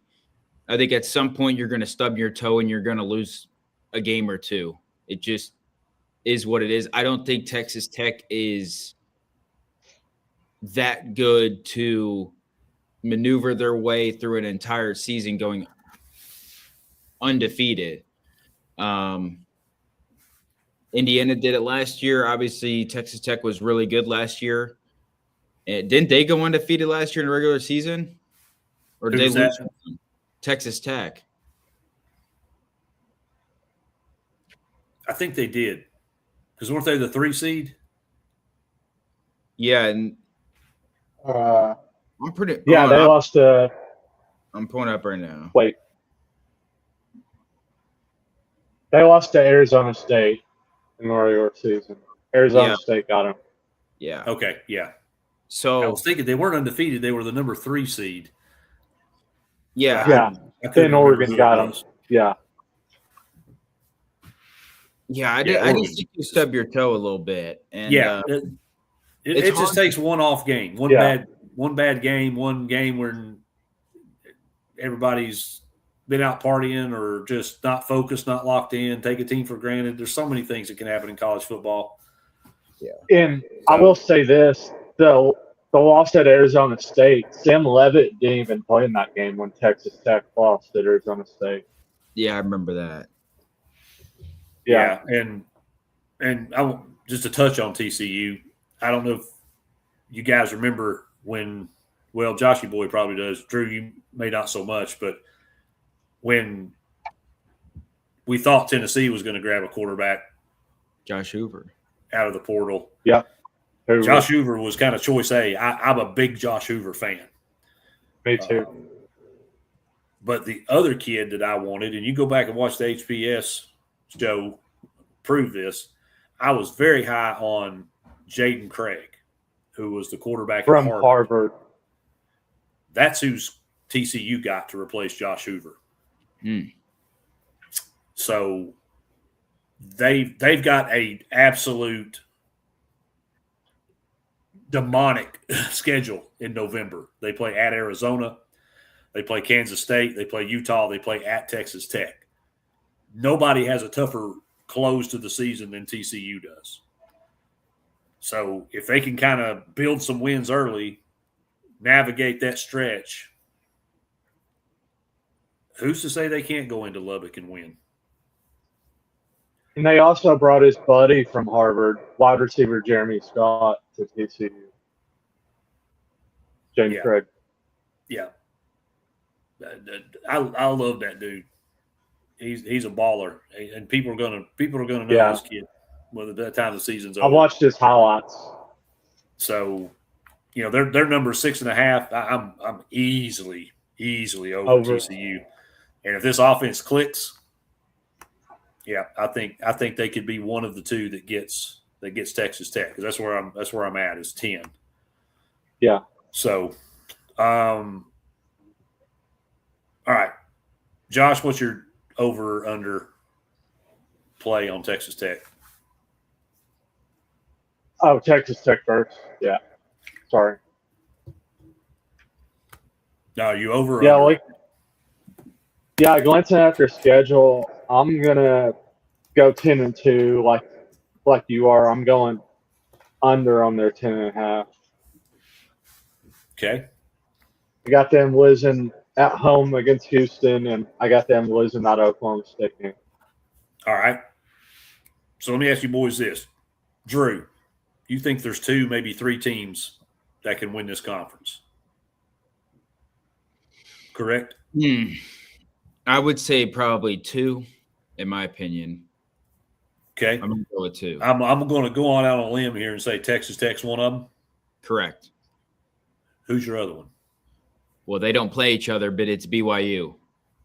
Okay. So if they were to play, Mm-hmm. it would only be in the conference championship game. Correct. So let's say those 2 teams are there.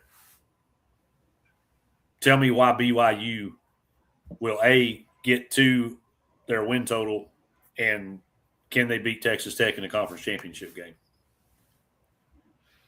8.5 is their win total.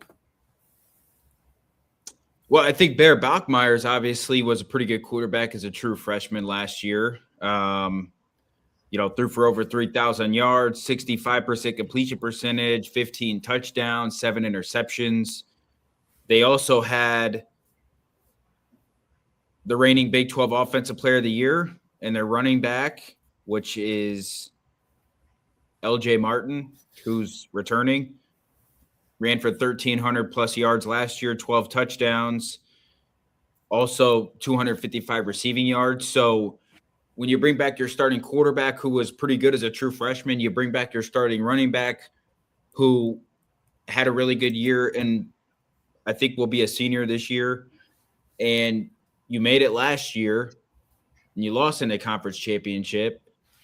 I don't see another team in this league that got any better that could make the jump. And I don't think these 2 teams got any worse, if that makes sense. Mm-hmm. Yeah. So, I mean, substantially better by some of these teams. Sure, there will be record changes, and some teams will take leaps, some teams will take backwards. But I don't see a team that made enough leaps that I truly believe they could get to the conference championship. I think Houston will be a lot better. I'm a big fan of Willie Fritz.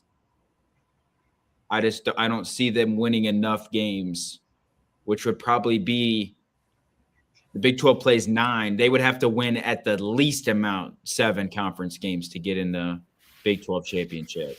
Correct. So I think those are the only 2 teams, BYU and Texas Tech, and I will say Texas Tech wins the league. Okay. Josh, how many teams do you think outside of Texas Tech? Because I think we all agree they're a heavy favorite. They're basically even money. They're plus 100. Plus 100, yeah. What team or teams do you think have a chance to at least get there and play against Texas Tech? I got 2 realistic shots, and I got 1 really long shot. So, like Drew alluded to, BYU, obviously he touched on it really good. Their quarterback's back. Bear Bachmeyer passed for 3,000 yards. Their running back's back. Really good coach, Kalani Sitake. My second team who has a realistic shot of making the Big 12 championship game is Houston. Willie Fritz and Connor Wegman. And their schedule is really not too tough. Their only tough games at Texas Tech, at Utah. I think they got a really good shot of making the Big 12 championship game. My really big long shot is the West Virginia Mountaineers. Oh. Whoa. Yeah. I'll touch on it a little bit. So I didn't see that coming. Yeah. I think West Virginia is going to have a pretty good season this year. I bet they're over 6.5 win total. They bring in 8 transfers on the offense side of the ball. Michael Hawkins at quarterback from Oklahoma. I think they're going to be pretty good this year. Their offensive line, they upgraded in the portal and brought a few guys back. They got Cam Cook from Jacksonville State. And I think the schedule is not too tough. They got most of the heavies at home. Arizona at home. They got Houston at home. And their only 2 tough games on the road are at Utah and at Texas Tech. So I took the long shot flyer on West Virginia to maybe make the Big 12 championship game. And they got a pretty good coach too, Rich Rodriguez. So if West Virginia makes it, then Texas Tech ideally wouldn't make it. I think they would still make it. Hammer, what do you think? And I'll say this. I don't know if BYU loses a conference game. They might go 11-1 and their only loss is against Notre Dame. Yeah.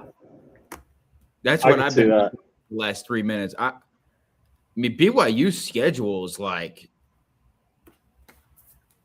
easy. It's very manageable. Their only 2 tough games are at TCU and at Utah. Yeah, I agree. And yeah, conference games. I mean, they play Notre Dame, but conference games. Yeah. So I think Texas Tech and BYU at the worst will be going into this game with 1 loss. It's very possible. They could both be 10 plus win teams by the time we get to the first weekend in December. Another player I'm just going to call out because I was waiting for somebody to say it with BYU. They brought a linebacker over from Cal, Cade Ulave, made 97 tackles last year. Solo? For the Cal Bears. Yep. Damn. He is a lot. Literally all over the field. So I'm real high on this BYU team. I think their floor is 10 wins because I think they'll split TCU and Utah. They're not beating Notre Dame, guys. I know there may be some hype. They're not beating that defense. Notre Dame's defense, lights out. Yeah, I think they've got the Heisman winner at quarterback on their team, but that's me. Yeah. So you think Bachmeier can win it? Or are you talking about CJ Carr? I'm talking about CJ Carr. CJ Carr. Yeah. So I love Bachmeier, man. He is he's fun. That is a massive human.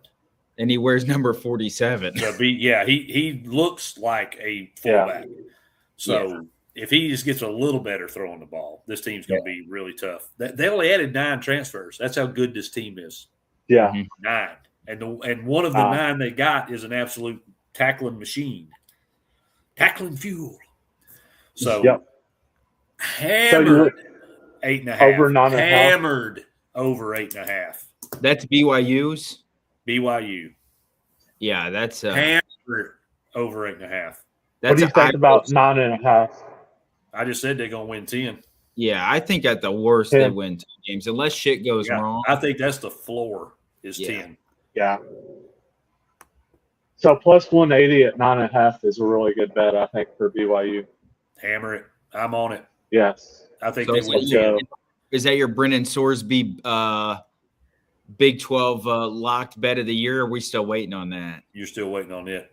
Okay.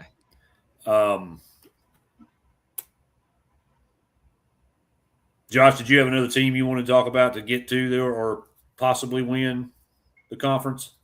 No. Okay. That's all of them. Houston, West Virginia, BYU. I got one that's kind of interesting. I don't think they'll win the league, but, you know, Arizona State to me is kind of odd. You know, Kenny Dillingham did a great job when he first got there. They were rolling. Last year, it kind of all fell down. Obviously, Levitt got hurt. They lost at Mississippi State. They obviously struggled last year. But interesting quarterback competition they have going on. Obviously, the one that I think is expected to win based off of some recent reports is Kentucky's own starting quarterback last year for most of the year in Cutter Boley, who I think is really talented. who I kind of hated to see go because it was a great story. And I think he's really talented, really good football player and has a chance to be good. But I don't know. My biggest question is, and I get it because he's from there and that's his alma mater, but like, why the hell did Kenny Dillingham not leave for some of these jobs in the offseason? Yeah. I don't understand that. I do get it, and I love the loyalty, especially nowadays in college football, but I think it'll be interesting to see how he can manage Arizona State this year with the new quarterback. Sam Levitt's not there. Jordan Tyson's not there either at receiver, who was a first-round pick. So it's not about Arizona State competing for the Big 12 championship, but can they put themselves back in the conversation to potentially be there a year from now? That's what I'm interested to see, because the Big 12 is wide open outside of the two powers in Texas Tech and BYU. I think Kenny Dillingham's a great coach. He did a great job, obviously, with Scadaboo and Levitt in that year that they should have won in the playoffs versus Texas. They let up like a 4th and 20 in overtime and lost them the game.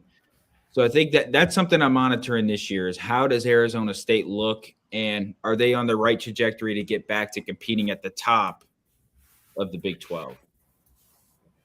Gotcha. Just 2 cents on Arizona State. I got them under because they have to go to College Station, to Texas Tech, and to BYU. That ain't easy. And all 3 of those teams are in the playoff conversation. Well, and I'll say this, if Cutter Boley is their quarterback, he was really, really bad on the road last year. Correct. Really, really bad. So, and we didn't really play in those kind of venues either when he was out there. Yeah. So, yeah. I like Dillingham as a coach. I just don't think this is going to be the season for him. But, and I will say this about Arizona State. Don't count Maki Keene out for the starting quarterback job for Arizona State. He threw 2,000 yards last year, 18 touchdowns, 11 interceptions, 70 completion percentage, and a 141 RTG.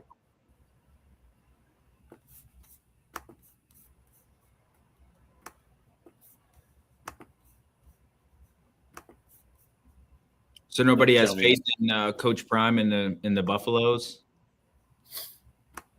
I have faith that they won't win more than 3 games. Do you think this is it for Coach Prime?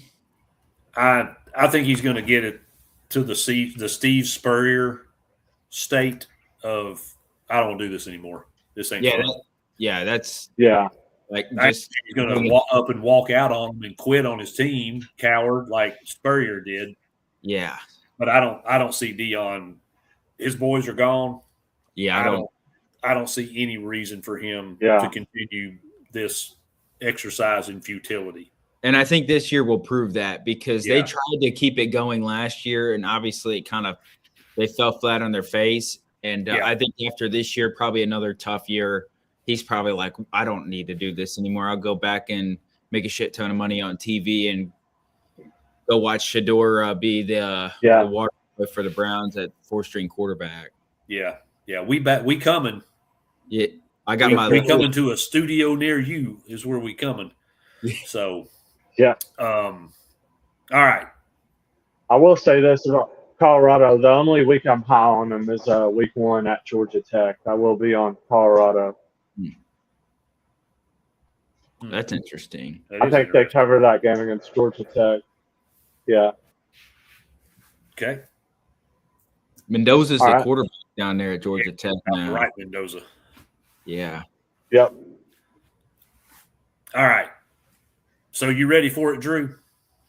I'm ready. Let's hear it. Yeah, go ahead, Hammer. Let's do it. I got this number at 6.5, so I apologize to anybody that may not be able to snag this on a book. As soon as this line came out, I bet this. Iowa State is going to be day-old hot dog water. Matt Campbell left for Penn State, 54 players went out the door. Mm-hmm. It's a lot. They got to play at Iowa, Utah, at BYU, at Arizona.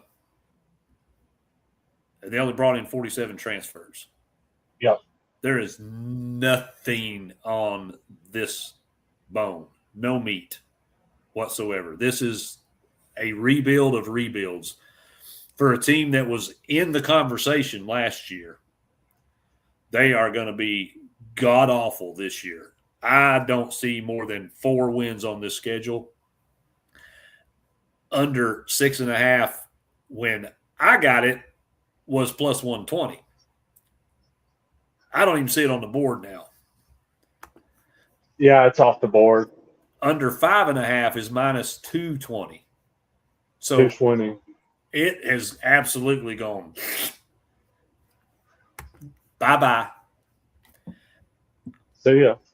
Under 5.5, I would play it. I would almost be tempted to play it under 4.5. I'm kind of tempted to play 4.5. This roster is completely trash. So I like their quarterback though. We touched on him. Jalen Raynor. Yeah, we touched on him 2 weeks ago. He was a pretty good player at Arkansas State, but outside of that, I don't see it very much. Yeah, don't see that happening. And my I other would one, say, oh, go ahead, sorry. go ahead. I would say if you could find it exact the wins for Iowa State, I would go 1 win. First game against Southeast Missouri. Yeah, they've only What got do a you think, couple Hammer? look at games and go, yeah, they should be favored in that one. So I think to get to 4, they're going to have to pull off an upset, maybe 2. So, and my other bet that I absolutely love is Kansas State over 8.5. That's my team to get to the conference championship game with Texas Tech. Oh,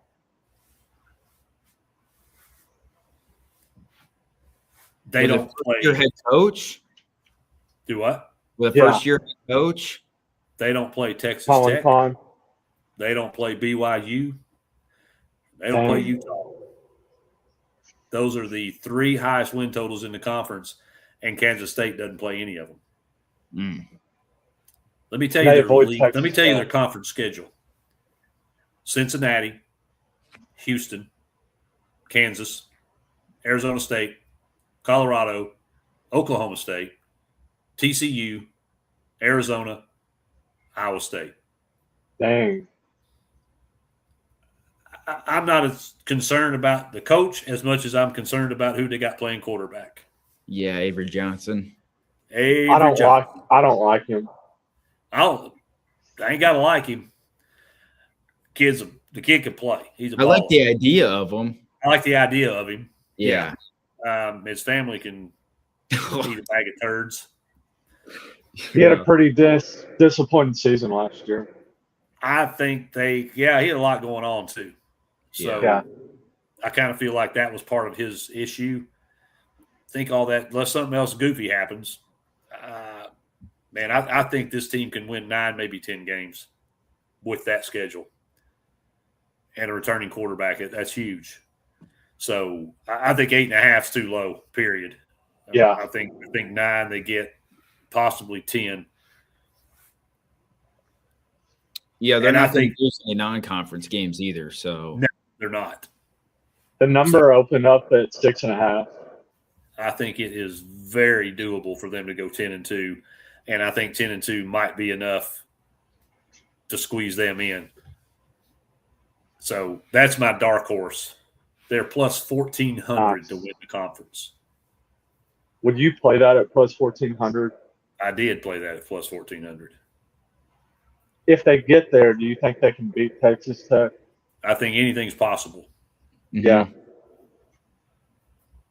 Yeah, when you get to that point in the season, I don't think there's any slam dunk. And Hammer, I will say this about Kansas State with that weak ass Big 12 schedule that they got. Same thing with NC State.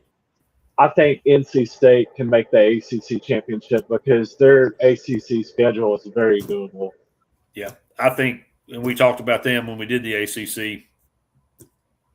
But that's probably my best bet in that conference is NC State over 7.5 wins. I think there's too many people sleeping on NC State and CJ Bailey. Now, I don't think they beat Miami. No. Mm-hmm. But I think they clear that 7.5. That's at least an 8, maybe 9-win team, depending on how some things go. And I do think they play. Virginia's the other team that's kind of right there with them, and obviously Clemson too. But I think NC State's going to be really good. I think people not giving them enough credit. And I know Dorn's kind of a dork, but CJ Bailey, he's the real deal. Yeah, Hammer, I just bet that Kansas State over 8.5. That's that and Iowa State under my 2 absolute favorite plays. I do also have Houston over 7.5. Yeah. They don't have to play BYU, which is, obviously a bonus. Plus, Willie Fritz is just good, man. They won 10 last year. I think 7.5 is a little bit disrespectful to them. Obviously, at Texas Tech and at Utah is always tricky, but I still think they can get that. So I've got them winning 9. So even if they go 0-2 in those 2 games, at Texas Tech, at Utah, that 8's guaranteed. 9-3's on the table. So love that one. And then the under Iowa State 6.5, which unfortunately is off the board now. But I think there's some good bets that could be made on this conference. So I have Texas Tech winning the conference plus 100. Yeah. But my long shot dark horse, Kansas State plus 1,400. Like it. See, Drew, you had. Do we all agree Texas Tech's going to win this? Correct. Yeah. Okay. And I got the 2 easy ones to guess.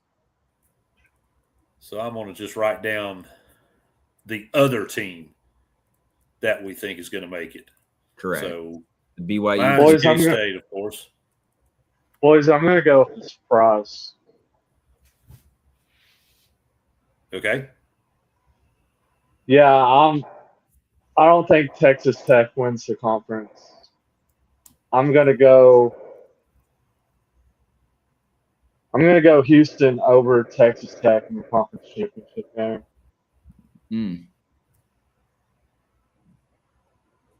I'm a really big fan of Connor Wegman and Willie Fritz. I like Fritz. Yeah. I like Texas Tech's bag full of money team too. No doubt. True.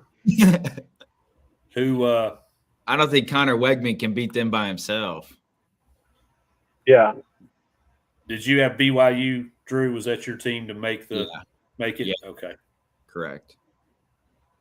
All right. So I've got K-State, Drew's got BYU, and Josh has Houston actually winning over Texas Tech. Mm-hmm. Yep. Going to be interesting, this conference.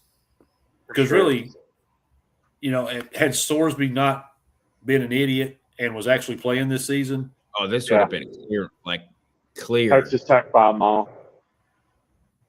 They probably would have been undefeated. Probably would have been in the number 1 seed conversation. Yeah. And it might have been their year. Yeah. So for sure. I'm hearing that they're going to be fine at quarterback. Yeah. If that is true, if that is the case, look out. Yeah. They could run the table. They could make me look like a damn idiot sitting here saying they're going to lose 2 games. But they always do seem to lose one they shouldn't.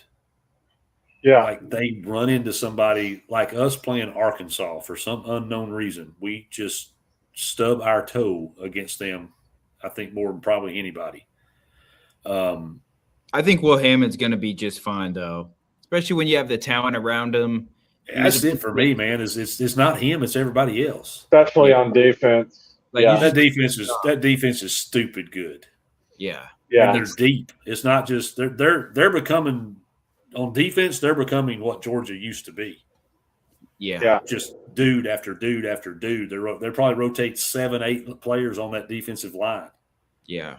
It's just stupid. Hey, money talks. Yeah. You ain't lying. And man, I'll tell you, oil money is different than any other money out there. It's different than revenue share money. It is just different. So when this whole thing launched and went, I think it was during basketball season, and I made the comment last year that you better look out for Texas Tech in all sports. Well, look at the Texas teams in all sports. Oh, yeah. And they've always been that way, but now even more. Yeah. But Texas Tech especially, because one, they've never won anything. Yeah. And two, that little area down there is nothing but oil fields. Yeah. They coming. Yeah. To quote another coach in the league. They coming. Coming. And they coming with big old sacks. They coming with Louis too, but their Louis is full of damn money. Theirs is real. Yeah. Yeah. They don't get They didn't get theirs at a garage sale. Not that Dion did. Yeah. I'm saying. Their Louis is a little different Dion's Louis. Yeah. Yeah. So, all right. Oh, yeah. Well, good deal, boys. We almost kept it under 2 hours. So I appreciate everybody hanging in there with us. Hopefully we gave you some things to think about. If you're a bettor, partake. I'm not encouraging it, not suggesting you go do it. But if you do, we hopefully gave you some things to digest, think about, and maybe make a little bit more informed wager. So anybody got anything on any of these before we depart? I was going to mention Noah Fafita coming back for Arizona. Yep. Just interesting nugget. I don't think Arizona – I think they could be decent, but, he's been a really good player for the last few years, the last 3 years at Arizona. This is his final year. I mean – seems like forever. Big-time player. So, it'd be exciting to see him play again, and maybe he's the one that can raise Arizona to maybe be a sleeper to make the Big 12 championship. So, but just wanted to give him some love because obviously he's been a really good player for the last handful of years. So, he's fun. He was fun to watch. The only reason I haven't brought them up and don't really have a play on them because I think their number is going to fall right on their line of 7.5. They have to play at BYU. They have to play at Texas Tech. They have to play at Kansas State. And, of course, they get Utah at home. Utah could have arguably and they're at West Virginia.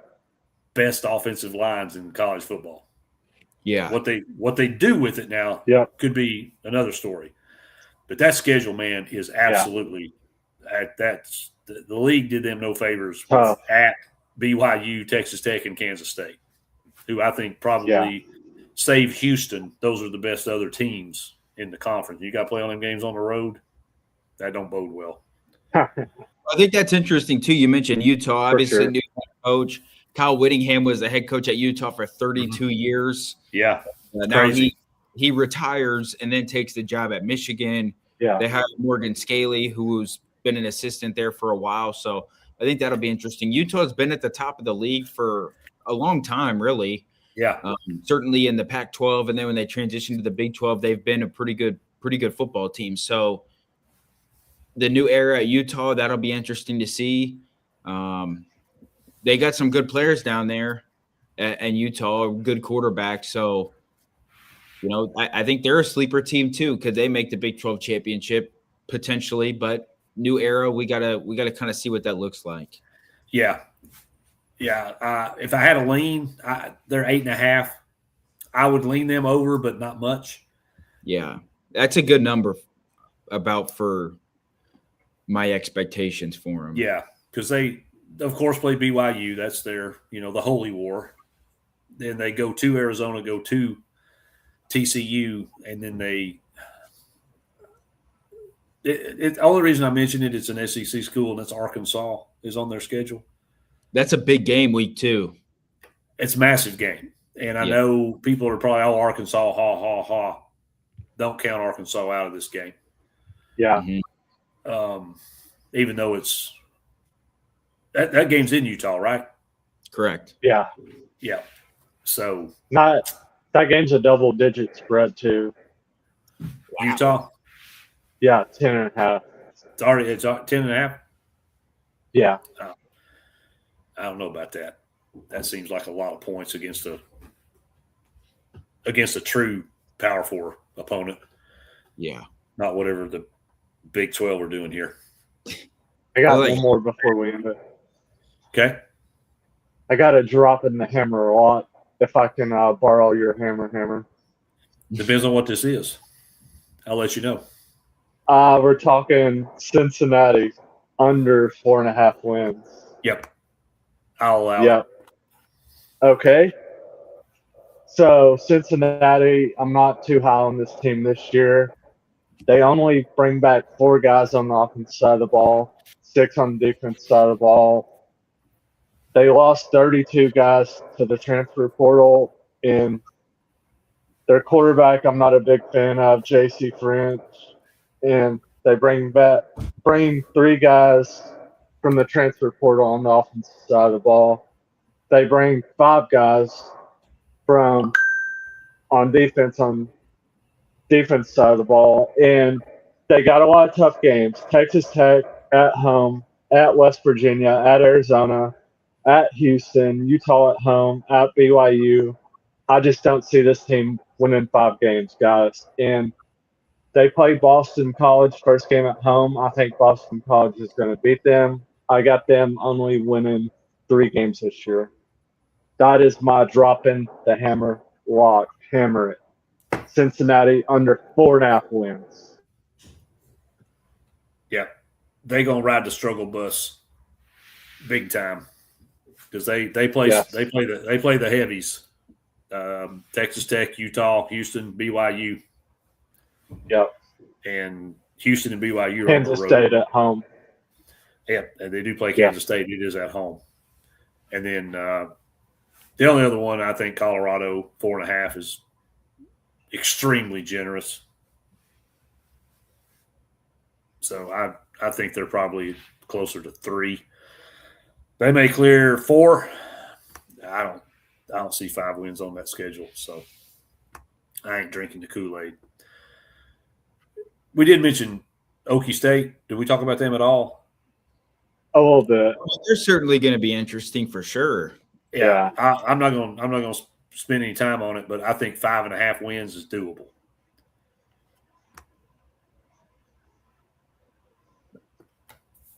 Because Eric Morris he brought pretty much the majority of North Texas with him.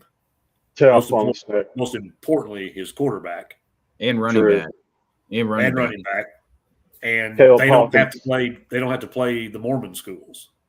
No, but they're going to get their ass beat week 2. Absolutely going to get destroyed. Oregon.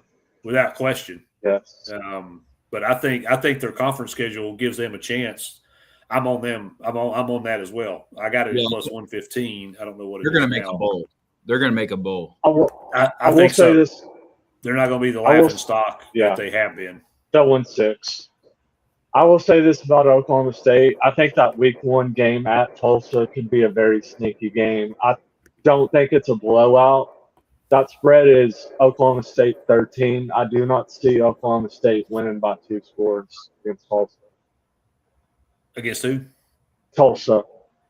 Okay. Yeah, I think this Tulsa team is very improved from last year. it was plus 120. My bad when I got it. It is drastically come down. So, yeah. I think Mestamaker is gonna help revive that program a little bit because God knows it couldn't be much worse. Yeah. So, all right, boys. Well, good stuff as always. We got one more run. One more. SEC. That's for last on next Thursday. That's it. We're breaking down every team next week.